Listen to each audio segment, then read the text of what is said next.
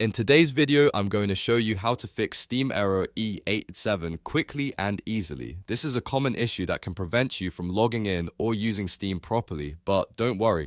The fix is actually very simple if you follow these steps carefully.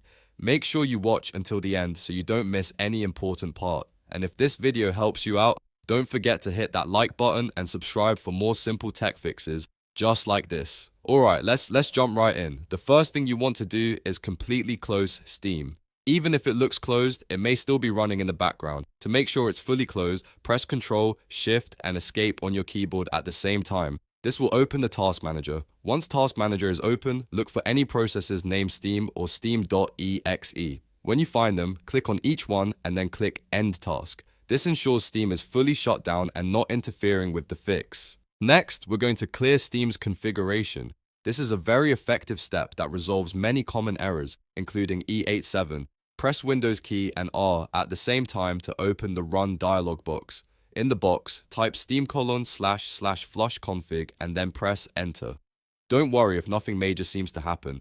This command resets Steam's local configuration files. After you do this, Steam may automatically restart, or you might need to open it manually. Now, before you open Steam again, it's very important that you restart your computer. This step helps clear any leftover background issues and ensures the changes fully take effect. Go ahead and restart your PC now. Once your computer has restarted, open Steam again like you normally would. You'll be prompted to sign back into your account, enter your login details, and continue.